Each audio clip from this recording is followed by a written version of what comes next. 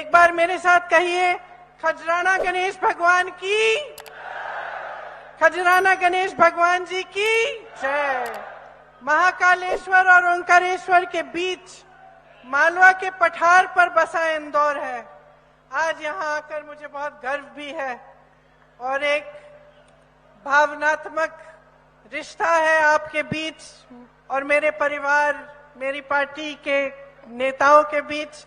इसको निभाने के लिए मैं आज यहाँ आई हूँ। यहाँ की जनता मेहनती है, मददगार है। आप सबने इसका मिसाल कोरोना के समय दिखाया, जब पूरे देश के लिए आपका शहर एक मिसाल बना। जब संकट में थे तो एक दूसरे की मदद की, एक दूसरे की सहायता की। जो भी जितना कर पाया, आप सब बाहर आए, आपने मदद की एक दूसरे की।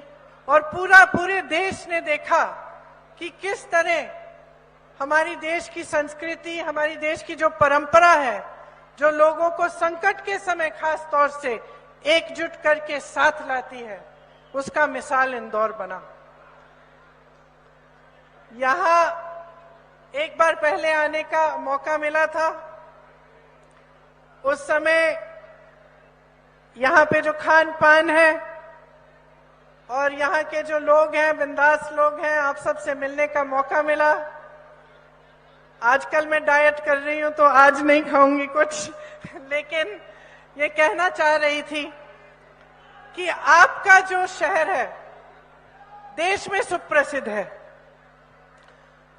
यहां से जब आजादी के समय, आजादी की लड़ाई के समय, जब गांधी जी ने करो या मरो का नारा दिया, तब यहाँ पे इंदौर के बहुत सारे प्रसिद्ध ऐसे वासी थे जिन्होंने आंदोलन को आगे बढ़ाया। इंदौर के क्रांतिकारियों ने जो बिगुल बजाया, उसमें श्याम कुमार आजाद जी, राधा बहन आजाद जी, लीला देवी जी व्यास जी, नगेंद्र आजाद जी, आनंद मोहन माथुर जी, कन्हैया लाल खादीवाला जी की तरह तमाम ऐसे नेता थे जो सड़कों पर उतरे और जिन्होंने हमारी आजादी की लड़ाई लड़ी। देशभक्ति आपके खून में है, स्वाभिमान, सम्मान आपके खून में है। कांग्रेस एक क्रांतिकारी पार्टी रही है। मैंने आजादी की लड़ाई की जिक्र की, लेकिन तब से लेकर आज तक कांग्रेस ने हमेशा किसानों के लिए, मजदूरों के लिए, गरीबों के लिए, जो संकट में था उसके लिए लड़ाई लड़ी है और ये कोशिश की है कि समानता के साथ सबका विकास किया जाए, सबको आगे बढ़ाया जाए। देखिए, आपका शहर है, आपने पिछले 18 सालों से अपने शहर में देखा होगा कि क्या तरक्की आई है, किस तरह का काम किया गया है। सरकार की जो नीतियां हैं उनसे आपको लाभ हुआ है कि नहीं। तो यहाँ पे जब हम मंच पे खड़े होते हैं, नेता आपको भाषण देते हैं, तो हम अपना कहते हैं, लेकिन मैं हमेशा सोचती हूँ कि आप में जो विवेक है, आपका जो अनुभव है, वो सर्वोपरि है। हम कुछ भी कहें, उसकी तुलना आप अपने जीवन के अनुभव से करें और अपनी जागरूकता से गहराई में उसको समझने की कोशिश करें। आजकल जो राजनीति देश में है, वो एक अलग तरह की राजनीति है। एक तरफ विकास की बात होती है, तरक्की की बात होती है, और हम देखते हैं कि जो बड़े बड़े उद्योगपति हैं देश के, जो अब हम अपने हाथों पे गिन सकते हैं, वो आगे बढ़ रहे हैं। लेकिन जो छोटा और मध्यम वर्ग का जो उद्योगपति है, जो रोजगार बनाने वाला होता है, वो आगे नहीं बढ़ रहा है। इसी तरह से हम देखते हैं कि विकास की बड़ी बड़ी बातें होती हैं, बड़ी बड़ी घोषणाएं होती हैं, लेकिन देश का गरीब और गरीब होता चले जा रहा है। महंगाई से सब जूझ रहे हैं, सब परेशान हैं। बेरोजगारी इतनी बढ़ गई है कि 45 सालों में सबसे ज्यादा बेरोजगारी देश में आज है। एक आंकड़ा है, आपने सुना होगा मध्य प्रदेश की सरकार ने पिछले 3 सालों में 21 रोजगार दिए हैं, मात्र 21 रोजगार।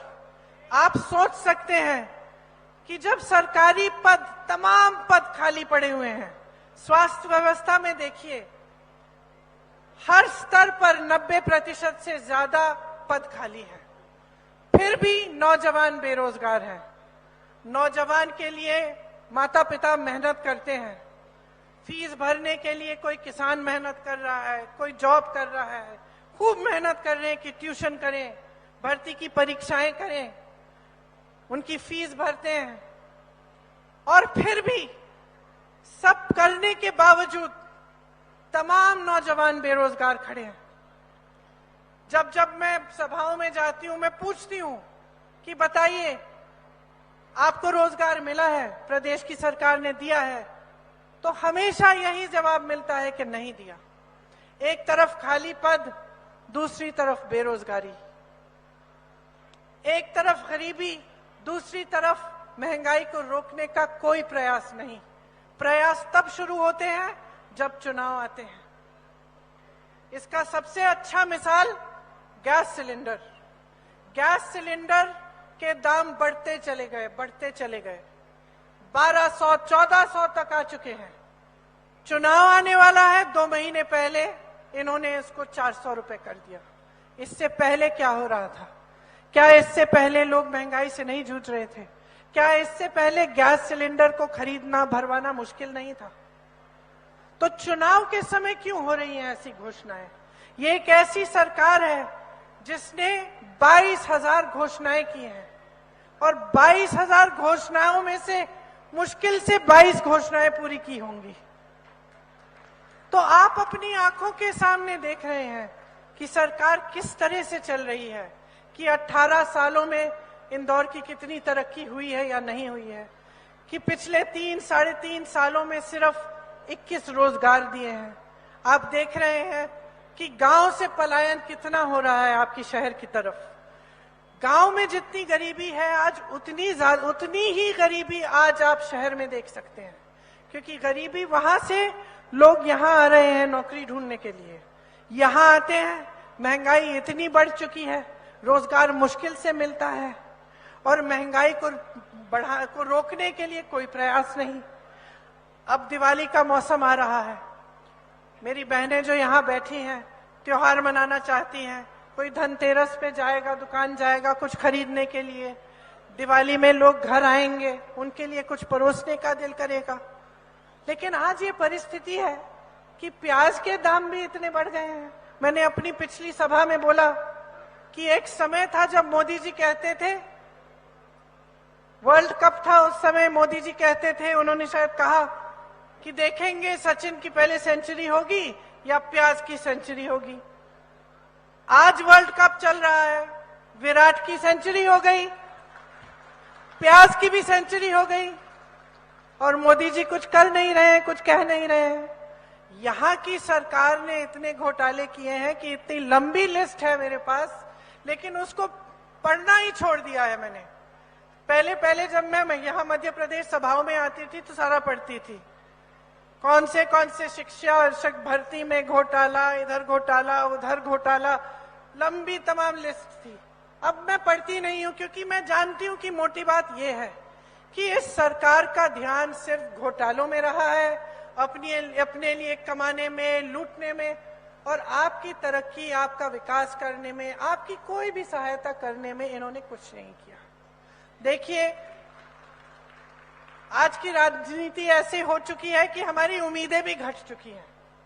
मैं जब लोगों से पूछती हूं कि भाई क्या उम्मीद है सरकार से, तो अक्सर लोग कहते हैं कि कुछ ज्यादा नहीं, हमारा संघर्ष भरा जीवन है, अगर हमारे जीवन में कुछ सहायता, कुछ मदद मिल जाती, रोजगार मिल जाता, महंगाई थोड़ी कम हो जाती, जैसे गैस सिलेंडर है उसकी वो कम महंगा हो जाता, उससे हमें सुविधा हो जाती।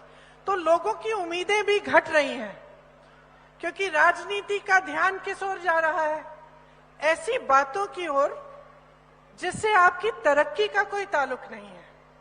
तो चुनाव के समय जब मैं देखती हूं कि भाजपा के नेता मंच पे आते हैं तो कैसी कैसी बातें करते हैं, अब मैं सुन रही थी मोदी जी का भाषण, तो मैंने सोचा विकास की बातें करेंगे, ये बताएंगे कि घोषणाएं जो इन्होंने की हैं, कौन से प्रदेश में इन्होंने इस तरह की नीतियां लागू की हैं जो अभी चल रही हैं, पता तो चले जनता को कि अगर कुछ कह रहे हैं तो उसका आधार क्या है।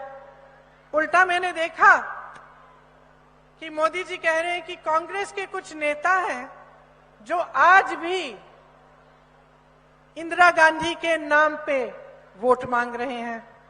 तो मैंने सोचा अरे ये तो मोदी जी मेरी बात कर रहे हैं, मुझसे नाराज हो गए। और मैं सोच रही थी कि मोदी जी आप तो 24 घंटे हर भाषण में पंडित नेहरू का नाम लेते हैं, हर भाषण में पंडित नेहरू का नाम लेते हैं। एक दो बार मैंने भी सोचा कि मैं इंदिरा जी का नाम ले लूं, तो इसमें कौन सी बुराई हो गई।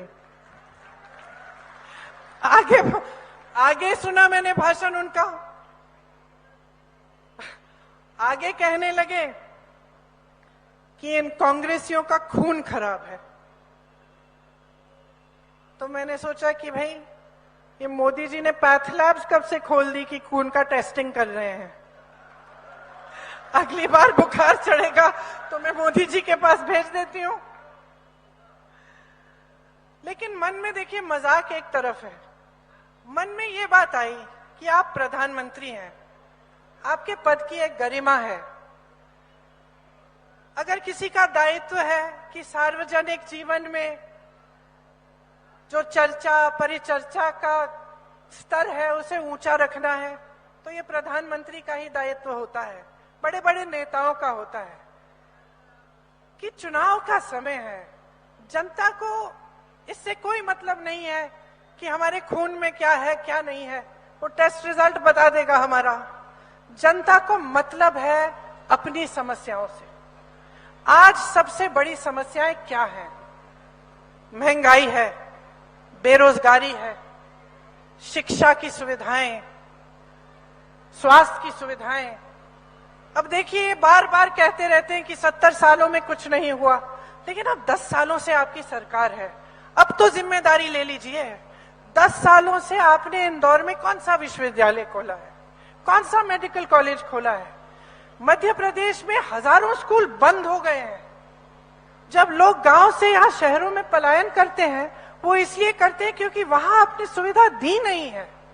तो आप 18 सालों से इस प्रदेश में आपकी सरकार है, 10 सालों से केंद्र में आपकी सरकार है। तो अगर ठीक है आप कह रहे हैं कि किसी ने आपसे पहले कुछ किया ही नहीं, ये छोड़ देते हैं हम बात की आईआईटी हो, आईआईएम हो, एम्स हो, सब पंडित नेहरू के समय से है, छोड़ देते हैं हम बात। हम कहते हैं चलो मान लिए किसी ने कुछ नहीं किया, आपसे पहले जितने भी लोग आए वो सब बेकार थे, किसी ने कुछ नहीं किया। आपने क्या किया है? क्या आप अपनी जिम्मेदारी को लेने के लिए तैयार हैं? क्या आप एक ऐसी राजनीति करने की हिम्मत कर सकते हैं जो नकारात्मक नहीं और सकारात्मक है? क्या आप मंच पे खड़े होकर आप ये हिम्मत कर सकते हैं कि अतीत की बातों को बंद करें और आज की बात करें कि आपकी सरकार ने क्या किया? क्योंकि जब आप इस बात को उठाते हैं तो सिर्फ ऐसी बातें करते हैं कि हमने G20 की, बहुत बढ़िया किया, देश का मान सम्मान बढ़ाया, ठीक है, संसद का सुंदरीकरण किया, उसमें भी आपने 20,000 करोड़ रुपए खर्च कर लिए। आपने अपने लिए 2 बड़े बड़े हवाई जहाज खरीदे, 16,000 करोड़ रुपए खर्च लिए। क्या जनता का हक नहीं है कि पूछे कि ये किसके पैसे खर्च रहे हैं? ये किसकी संपत्ति है जो आप अपने दोस्तों को, बड़े बड़े उद्योगपतियों को सौंप रहे हैं, जो कौड़ियों के दाम में आप दे रहे हैं उनको? क्या जनता का हक नहीं है कि आपसे पूछे कि 70 साल की बात छोड़िए, 10 साल की बात बताइए, 10 साल में हम बेरोजगार क्यों हैं? आपने रोजगार क्यों नहीं बनाए? जहां से रोजगार बनते हैं उन कंपनियों को आपने कौड़ियों के दाम में क्यों बेच दिया अपने दोस्तों को? क्या हमें पूछने का हक नहीं है? क्या जनता को ये पूछने का हक नहीं है कि पहले हमें किसानी, खेती से हमें रोजगार मिलते थे, हमें ग्रामीण रोजगार मिलता था मनरेगा से, आज आपने उसको ठप कर दिया है। आज किसान इतना परेशान है, पेट्रोल, डीजल, खाद कुछ नहीं खरीद सकता। क्या किसान को हक नहीं है कि वो पूछे कि वो ट्रैक्टर पे जीएसटी क्यों दे रहा है, वो पेट्रोल पे जीएसटी क्यों दे रहा है, वो डीजल पे जीएसटी क्यों दे रहा है? क्या उसे हक नहीं है पूछने का कि मेरा बेटा तुम्हारे लिए सरहद पे खड़े होकर इस देश की रक्षा कर रहा है, मेरा बेटा जवान बनता है, और मेरे बेटे के लिए तुम ऐसी स्कीम क्यों लाए हो मोदी जी जो 4 सालों में खत्म हो जाती है? मेरा बेटा काम करता है, परिश्रम करता है, संघर्ष करता है सेना में भर्ती होने के लिए, और आपने उसको 4 सालों के लिए 4 सालों की नौकरी देकर उसको आप घर भेज देंगे? क्या हक नहीं है किसान को पूछने का? क्या महिलाओं को हक नहीं है पूछने का कि हमारे लिए क्या किया? आपकी यहाँ 18 सालों से सरकार थी, पिछली ये सरकार 3.5 सालों से चल रही है। क्या महिलाओं को हक नहीं है पूछने के लिए कि हमें पहले ये पैसे क्यों नहीं दिए जो चुनाव के 2 महीने पहले आप हमारे खातों में डाल रहे हो? क्या हम उस समय गरीब नहीं थे? क्या हम उस समय समाज का बोझ नहीं उठा रहे थे? क्या हम उस समय खेतियों में काम कर नहीं रहे थे? क्या हम उस समय अपने बच्चों की परवरिश नहीं कर रहे थे? क्या महिलाओं को हक नहीं है ये पूछने के लिए कि जो बिल आप लाए हैं हमारे आरक्षण के लिए, जिसमें आप कहते हैं कि 33% आरक्षण हमें देंगे, वो बिल 10 साल के लिए आप लागू क्यों नहीं करेंगे? ये हक है, और मैं इस हक को के बारे में याद दिलाने के लिए आज यहाँ पे आपके सामने खड़ी हूँ। मुझे वोट नहीं चाहिए, मुझे आपकी जागरूकता चाहिए। मैं चाहती हूँ कि आपके हक आपके हाथों में जाए, कि आपका अधिकार वापस आपको मिले। मैं चाहती हूं कि जैसे छत्तीसगढ़ में कांग्रेस की सरकार है जो हर स्तर पर जनता की संपत्ति जनता की जेब में वापस डाल रही है, वैसी सरकार मध्य प्रदेश में बने। मैं चाहती हूं कि जो मध्य प्रदेश की सरकार ने जो काम करके आपको दिखाया है कि आपकी सारी संपत्ति आपसे की जेब से निकाल दी, मिडिल क्लास के लिए कोई विजन नहीं, गरीबों के लिए कोई विजन नहीं, आपके लिए कोई सहूलियत सहायता नहीं, और सारी संपत्ति बड़े बड़े उद्योगपतियों को दे दी। मैं चाहती हूं कि वो संपत्ति वापस आपके जेब में जाए। कैसे जाएगी? कांग्रेस की जो सरकारें हैं वो करके दिखा रही हैं। कांग्रेस राजस्थान में आज 25 लाख का इलाज मुफ्त में हो रहा है, और ये चुनावी घोषणा नहीं थी, ये 1.5 साल से चल रहा है। राजस्थान में ये हो रहा है, छत्तीसगढ़ में गांव में जो समस्याएं हैं वो गांव में सुलझाने की कोशिश हो रही है। यहाँ पूरे प्रदेश में एक बहुत बड़ी समस्या है आवारा पशुओं की। छत्तीसगढ़ में उन्होंने सोचा कि इसे कैसे सुलझाएं, गौठान बनाएं, स्वयं सेवा समूह को उनमें काम दिलवाया। जो गाय थी उसका जो गोबर है उसको खरीदा सरकार ने ताकि वहां मजबूती मिले। मनरेगा को मजबूत करने की कोशिश की, ग्रामीण रोजगार देने की कोशिश की, ओपीएस को लागू किया। आज सरकारी कर्मचारी का एक ही डिमांड है, कहता है 20 सालों से मैंने काम किया, मैंने देश सेवा की, आप सब यहाँ खड़े हैं, ये देश सेवा ही है, वरना आप यहाँ नहीं खड़े होते एक चुनावी सभा में। आप सब सिर्फ ये कहते हैं कि हमने 20 सालों के लिए जो सेवा की उसके लिए हम सिर्फ सुरक्षा मांग रहे हैं, हमारा जो पेंशन है वो सुरक्षित रहे। हमें ये घबराहट नहीं चाहिए कि हमारे पेंशन को आपने कहीं इन्वेस्ट कर लिया, कल को कुछ समस्या उठ गई और हमारी सारी कमाई गवा दी। हम सिर्फ अपनी सुरक्षा चाहते हैं। सरकार क्या कहती है? ये सरकार जो कहती है कि आपके लिए चलती है, क्या कहती है? कहती है हमारे पास पैसे नहीं है ओपीएस के लिए। तो अगर पैसे नहीं है तो राजस्थान की सरकार कैसे कर रही है? तो फिर कर्नाटका की सरकार कैसे कर रही है? हिमाचल की सरकार कैसे कर रही है? छत्तीसगढ़ में ओपीएस लागू कैसे है? क्योंकि आपके पैसे नहीं है, गलत बात है, आपकी प्रायोरिटीज गलत है, आपका ध्यान नहीं है इसमें। जब बड़े बड़े उद्योगपतियों के कर्ज माफ करने की बात होती है, हजारों करोड़ रुपए आप अडानी जी के माफ कर सकते हैं, तो इस देश के कर्मचारी के ओपीएस क्यों नहीं दे सकते? सीधी सी बात है, सीधी सी बात है। पिछले साल जब यूपी का चुनाव था, गन्ने के किसानों का बकाया 15,000 करोड़ था। उसी समय प्रधानमंत्री जी ने 2 चीजें की, अपने लिए 2 हवाई जहाज खरीदे, एक 8,000 करोड़ का, दूसरा 8,000 करोड़ का, 16,000 करोड़ के 2 हवाई जहाज खरीदे। और दूसरी बात, उन्होंने ये ऐलान किया कि संसद भवन की सुंदरीकरण के लिए 20,000 करोड़ रुपए खर्च किए जाएंगे, और किसान का बकाया, उसके लिए पैसे नहीं है। किसान के बकाये के लिए पैसे नहीं है। जो संसद चला आ रहा है 70 सालों से ठीक ठाक है, मरम्मत करनी है तो करो, लेकिन उस पूरी इंडिया गेट के सामने नई दिल्ली को की सुंदरीकरण के लिए इतने पैसे खर्च करने के लिए क्या जरूरत थी? देखिए, मनमोहन सिंह जी की सरकार में खूब तरक्की हुई, और ये नहीं था कि ऐसे बड़े प्रोजेक्ट नहीं थे, G20 नहीं था, ये सब था, लेकिन गरीबों के लिए और मिडिल क्लास के लिए सोच थी, एक विजन था कि किस तरह से हम आपको भी मजबूत कर सकते हैं और उद्योगपतियों को भी मजबूत कर सकते हैं। और ये नजरिया नहीं था कि सिर्फ गिने चुने 5 उद्योगपतियों को हम मदद करेंगे और बाकी उद्योगपति जाए भाड़ में, ये नजरिया नहीं था। आज के तमाम छोटे उद्योगपति, मध्यम वर्ग के, जो छोटी छोटी कंपनियां चलाते हैं, जो इंजन है हमारे देश के विकास का, जो दुकानदार हैं, जो छोटी दुकानें हैं, इन सब की मदद सहायता कौन कर रहा है? नोटबंदी की आपने, सबको कह दिया कि भाई देशभक्ति दिखाओ अपनी, खड़े हो जाओ लाइन में, सब खड़े हो गए, क्योंकि हमारी देश की जनता, जब हम देश की बात करते हैं, जब हम धर्म की बात करते हैं, तो ऐसा एक हिंदुस्तानी नहीं है जिसके दिल में वो बात नहीं बैठती। इसीलिए ये सीख गए कि भाई जब जनता से कुछ निकालना हो, धर्म की बात करो और देशभक्ति की बात करो। आप खड़े हुए लाइन में। नोटबंदी का सबसे बड़ा नुकसान किसी अडानी अंबानी का नहीं हुआ, नोटबंदी का नुकसान आपने झेला, इंदौर जैसे शहरों के उद्योगपतियों ने झेला। उसके बाद क्या हुआ? कोरोना आया। दुनिया भर में कोरोना जब आया तो छोटे छोटे उद्योगपतियों की मदद की, यहां नहीं हुई आपकी सहायता। कोरोना के बाद आप पे जीएसटी थोपा गया, और जीएसटी से आप अभी भी जूझ रहे हैं। तो क्या कर रही है ये सरकार आपके लिए? मैं पूछना चाहती हूँ। लोग कहते हैं, मैं जाती हूँ लोगों के घरों में, पूछती हूँ कि भाई टूटी में से पानी नहीं आ रहा है, बिजली नहीं आ रही है, सड़क तुम्हारी खराब है, तो वोट क्यों दे रहे हो भाई? दीदी धर्म की बात है, दीदी धर्म की बात है, दीदी जाति की बात है। तो मैं आपसे कहना चाहती हूँ, बहुत हो गया, बहुत हो गया आपका इस्तेमाल, आपके जज्बातों का बहुत इस्तेमाल हो गया है।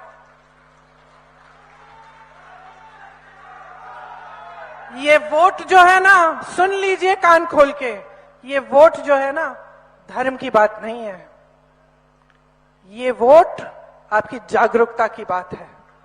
ये वोट इतना कीमती है कि अगर बगैर सोचे समझे आप इसको किसी को दे दोगे तो 5 साल और वो भुगतोगे जो आप 18 साल से भुगत रहे हो।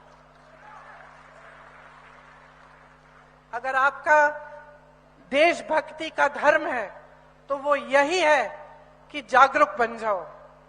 जो इस मंच पे आकर आपसे इधर उधर की बातें करता है, आपके ध्यान को भटकाकर आपका इस्तेमाल करने की कोशिश करता है, उसको सबक सिखाओ।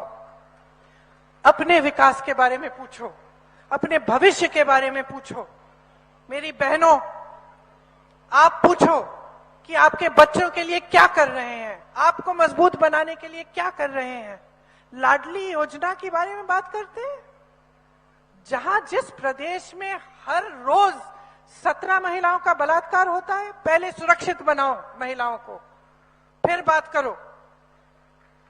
और क्या समझ रखा है आपने महिलाओं को कि चुनाव के 2 दिन पहले आप कह देंगे कि लीजिए 2000 रुपए आपके खाते में। क्या महिलाएं सोचती नहीं है? क्या महिलाओं को दिख नहीं रहा है कि आपने इतने सालों से कुछ नहीं किया उनके लिए? सवाल उठाओ, क्योंकि जब तक आप जागरूक नहीं बनोगे, जब तक आप जिम्मेदारी और शक्ति अपने हाथों में नहीं लोगे, तब तक आपका प्रदेश इसी तरह की खाई में रहेगा। घोटाले पे घोटाला, और इससे नुकसान किसका होता है? कभी मैं सुनती हूँ लोग कहते हैं ठीक है भाई, सभी ने खाना है, खाने दीजिए। क्या बात है? क्या बात है? क्या हम इस कगार पे पहुंच गए हैं कि चलिए खाने दीजिए? क्या बात है? आपका पैसा है, आपका पैसा है, आपकी संपत्ति है। इतनी आसानी से मत खाने दीजिए। खड़े हो जाइए, याद दिला दीजिए इनको सबको, सारे नेताओं को, कि आपको ऐसी सरकार चाहिए जो आपकी संपत्ति आपको लौटाए, ऐसी स्कीम चाहते हैं जो आपको मजबूत बनाए, क्योंकि बहुत हो गया है। और जैसे मैंने कहा, इसका नुकसान आप झेल रहे हैं, कोई नेता नहीं झेलता। सबके बच्चे बाहर पढ़ रहे हैं, सबके बड़े बड़े महल हैं। आपने देखा हुआ, अभी 1-2 दिन पहले ही एक वीडियो चला है, किसी बड़े नेता, शायद एक कृषि मंत्री हैं देश के, उनके बेटे शायद वही हैं, फोन पे वीडियो पे कुछ कुछ कह रहे हैं, हजारों करोड़ की बात कर रहे हैं। कोई नेता का कोई नुकसान नहीं होता, ये नुकसान है तो आपका है। ये अधिकारी जो यहाँ खड़े हैं, कर्मचारी जो खड़े हैं, गरीब जनता है जो रोज मेहनत कर रहा है, ईमानदारी से मेहनत कर रहा है, क्योंकि ये आप ही की संपत्ति लेते हैं। तो अब आप मन बना लीजिए कि आपको कैसी सरकार चाहिए। मैं बार बार कहती हूं कि मेरी बातों पे मत चलिए। जो आप देख रहे हैं अपने अनुभव से, आपने जो देखा है, आपको जैसा लग रहा है कि देखिए हमारी सरकार ने, अगर आपको लगता है कि आपकी तरक्की हुई है, कि अच्छा हो रहा है, तो बेशक दीजिए इनको वोट। लेकिन अगर आपको लगता है कि आपके लिए काम नहीं किया, आपको सिर्फ लूटा है, सिर्फ बहकाया है, सिर्फ झूठे खोखले वादे किए हैं। अभी मैं मंच पे आई थी, किसी ने मुझे एक गुलदस्ता पकड़ाया, आपने देखा, गुलदस्ते में फूल ही नहीं थे, खाली था। उस तरह का गुलदस्ता बना के आपको दे रहे हैं, और बार बार दे रहे हैं। चुनाव आता है, शुरू धर्म, जाति और घोषणाओं का गुलदस्ता। चुनाव के बाद आपको देखते हैं उसमें फूल ही नहीं है, खाली है, खोखला है। तो अपने लिए नहीं, अपनी पार्टी की मजबूती के लिए नहीं, वोटों को बटोरने के लिए मैं आपके लिए कह रही हूं। हम अगर कुछ गारंटी के बारे में आपसे बात कर रहे हैं, एक आधार है उसका। हमने कर्नाटका में कुछ गारंटी के बारे में बात की, आज वो गारंटी लागू है। पहली कैबिनेट मीटिंग में उनमें से जो 5 गारंटीज थी उनको लागू किया गया। तो मेरी बातों पे मत जाइए, देखिए कर्नाटका में क्या हो रहा है। क्या छत्तीसगढ़ के लोग खुश हैं? क्या बाकी किसान खुश है वहां का? क्या ये सच है कि जो पलायन करके गए थे वो वापस आ रहे हैं अपने गांव, क्योंकि उनको लग रहा है कि हमारे प्रदेश में ही हमें अच्छा रोजगार मिल रहा है? पूछिए ये सवाल, और खुद देखिए कि जहां जहां कांग्रेस ने गारंटी बताई है, क्या वो गारंटी पूरी हो रही है कि नहीं। और ये कांग्रेस चाहती क्या है? अगर इस पार्टी ने आजादी की लड़ाई लड़ी, अगर इसका एक नेता देश के एक कोने से दूसरे कोने तक 4000 किलोमीटर चल के सिर्फ ये कह रहा है आपको कि आप एकजुट हो जाइए, कि ये देश एक हो, ये देश मजबूत हो, भारत जोड़ो यात्रा एक नेता कर रहा है, तो क्या अपनी भलाई के लिए कर रहा है? वो देश के लिए कर रहा है, आपको जागरूक बनाने के लिए, आपको दिखाने के लिए कि ये जो राजनीति चल रही है ये सही नहीं है, इससे आपका लाभ नहीं हो रहा है, इससे कुछ गिने चुने लोगों का लाभ हो रहा है। और अब आप सबको खुद दिखने लगा है। छोटी छोटी चीजें हैं। हिमाचल में मैं बहुत रहती हूं, हिमाचल का जो सेब का किसान है आज सेब नहीं बेच पा रहा है। क्यों? अडानी जी के पास है सारे कोल्ड स्टोरेज, सारा जो सेब का ट्रेड है सारा अडानी जी के पास है, वो कीमत तय करते हैं।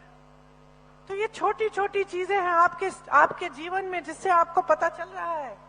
मैं पिछली सभा में कह रही थी कि पुराने जमाने में टाटा बिरला होते थे, हमें मालूम होता था कि भाई टाटा ट्रक बनाता है, टूथपेस्ट बनाता है, क्या हमें जो हम इस्तेमाल कर रहे थे जीवन में, जो हमारी चीजें हैं, हमें पता चल जाता था कि ये बिरला बना रहा है, ये टाटा बना रहा है। मैं आपसे पूछना चाहती हूँ कि अडानी जी, अंबानी जी क्या बना रहे हैं? बताइए, कोई बताए? किसी को मालूम है क्या बना रहे हैं? कुछ बना नहीं रहे हैं, देश की संपत्ति को ले रहे हैं, कुछ नया नहीं बन रहा है। आज इंदौर में अगर बड़ी बड़ी विश्वविद्यालय हैं, पाठशालाएं हैं, अगर ये एजुकेशन का हब है, टेक्निक का हब है, तो ये आपकी सरकार ने नहीं बनाया है, ये आप खुद अपने बल पे कर रहे हैं। जबकि सरकार को करना चाहिए। विजन होता है तो IIM आता है, विजन होता है तो IIT आता है, विजन होता है तो एम्स आता है, विजन होता है तो एक प्लानिंग होती है, शहर की प्लानिंग, शहर के गरीबों के लिए प्लानिंग, शहर के बिजनेस वालों के लिए प्लानिंग, और शहर के लिए एक विजन की, हाँ 10 सालों में हम ये चाहते हैं। वो विजन का मिसाल मैंने देख लिया। कमलनाथ जी ने जो शुरू कराया था फ्लाईओवर, अभी तक आधा पड़ा हुआ है, अभी तक तैयार नहीं है। विजन का कांग्रेस की सरकार का था और अभी तक ऐसे ही अधूरा पड़ा है।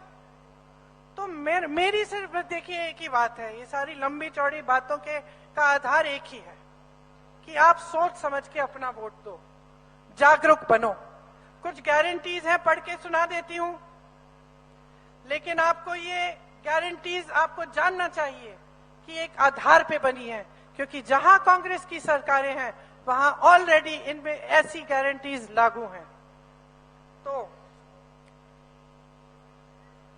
हमारी गारंटी है कि महिलाओं को 1500 रुपए प्रति माह मिलेंगे, 500 रुपए में गैस सिलेंडर आपको मिलेगा,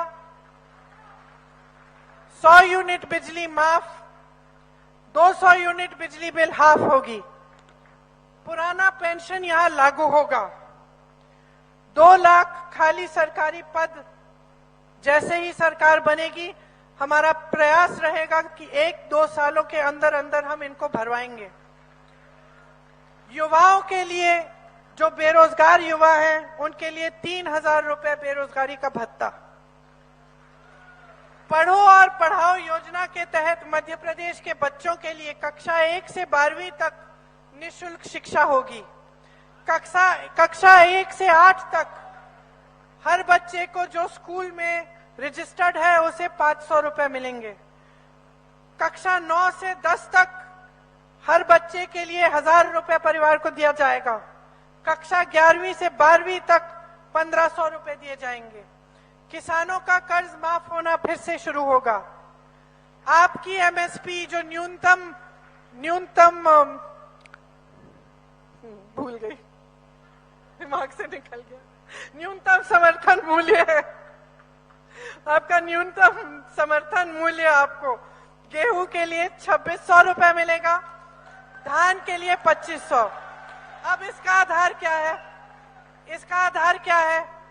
छत्तीसगढ़ में आज भी 2400 से ऊपर है समर्थन मूल्य, और भाजपा के जो प्रदेश है वाराणसी में 1200 से 1400 मिल रहे हैं।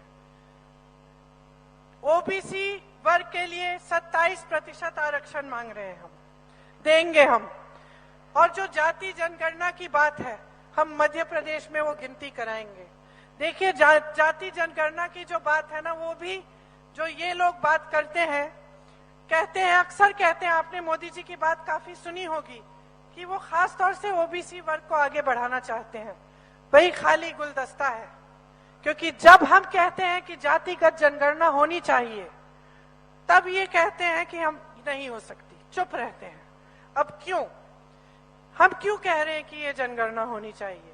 हम सिंपल ये बात कह रहे हैं कि गिनती कर लो, गिनती कर लो कि इस देश में दलित कितने हैं, इस देश में ओबीसी कितने हैं, एससी कितने हैं, एसटी कितने हैं, गरीब कितने हैं, ताकि जब नीतियां बने तब जितने प्रतिशत है कम से कम उनकी भागीदारी हो, या उनकी समस्याओं को हल करने के लिए ऐसी नीतियां बने जिसमें उनका प्रतिनिधित्व हो, कि जो बड़े बड़े पद हैं देश के उनमें उनका प्रतिनिधित्व हो। जैसे आज अगर देखें हम तो नहीं है प्रतिनिधित्व। अगर बिहार में गिनती की गई 84% ओबीसी एससी एसटी थे, है आज के दिन में। लेकिन आप बड़े बड़े पद देखिए, विश्वविद्यालय के जो आप वाइस चांसलर्स हैं उनको देखिए, या आप बड़े बड़े मीडिया के जो हेड हैं उनको देखिए, या फिर आप किसी भी स्तर में देख लीजिए, ये आंकड़ा दिखता नहीं है आपको। तो कम से कम समानता होनी चाहिए। तो हम कहते हैं गिनती करिए, गिनती करने का समय होता है तो पीछे हट जाते हैं। तो देखिए, समझने की बात है कि आप क्या चाहते हैं अपनी सरकार से, अपने नेताओं से। देखा, नेता ऐसी चीज होती है कि आप छूट दे देना, आप जवाबदेही बंद कर दें तो हवा में उड़ जाते हैं। इनको जमीन पे लाना आपका काम है। हम सबकी, मैं अपनी भी बात कर रही हूँ, हम अपनी भी बात कर रही हूँ कि कल को हमारा ध्यान भटक जाए, हम गलती कर जाएं, या हमने कोई ऐसी घोषणा की जो हमने पूरी नहीं की, तो आप सबक सिखाइए, जमीन पर उतारिए। तो अब बहुत हो गया है, बहुत लंबी बात भी कर ली है मैंने, शाम का टाइम हो गया, आपको जाना भी है घर। सीधी सी बात है, मन बना लो, जो राजनीति आपके लिए काम करे, जो आपका ध्यान इधर उधर ना भटकाए, जो आपके जज्बातों का इस्तेमाल नहीं करे लेकिन उनका आदर करे, जिसके दिल में, जिस नेता के दिल में आपके प्रति असली श्रद्धा है, दिखावे वाली नहीं, दिखावे वाली नहीं, जो अपना मान सम्मान बढ़ाने के लिए होती है, असली श्रद्धा। आज अगर आप इंदिरा जी को याद करते हैं, माफ करिए मोदी जी फिर से नाम ले रही हूं, या राजीव जी को याद करते हैं, या अन्य बड़े नेताओं को, वाजपेयी जी को याद करते हैं, तो किस लिए करते हैं? क्योंकि आपका आदर करते थे, उनके दिलों में आपके लिए श्रद्धा थी। तो वो श्रद्धा बरकरार रहनी चाहिए नेता और पब्लिक के बीच। तो बस यही बात करनी थी कि आप जागरूक बनिए, चुनाव के समय जब वोट डालने जाएंगे मेरी बातों को याद रखिए और मेरी बातों को आप गहराई से समझने की कोशिश करिए। अब समय नहीं बचा है व्यर्थ करने के लिए। आपने 18 साल एक तरह से व्यर्थ कर लिए क्योंकि आपके लिए काम नहीं हुआ। अपने प्रदेश को मजबूत बनाना है, अपने इंदौर को मजबूत बनाना है। ये हब बन सकता है टेक्नोलॉजी का, साइंस का, एजुकेशन का। ये हब ऑलरेडी एक तरह से है और भी मजबूत बन सकता है। तो इसको बनाने का मौका दीजिए। आप सबको बहुत बहुत धन्यवाद कि आपने इतनी देर मेरी बातें सुनी। यहाँ के प्रत्याशी सत्यनारायण पटेल जी ने मेरे साथ यूपी में काम किया, तो मैंने खुद देखा है कि इनकी निष्ठा आपके प्रति बहुत निष्ठा है। आशा है कि आप इनके हाथ मजबूत करेंगे। जो बाकी इंदौर के और इंदौर के आसपास के प्रत्याशी हैं, जीतू पटवारी जी, राजा मांडवा जी, आप सबका समर्थन करिए और एक मजबूत सरकार बनाइए जो आपके लिए विकास का काम करे। धन्यवाद। जय हिंद।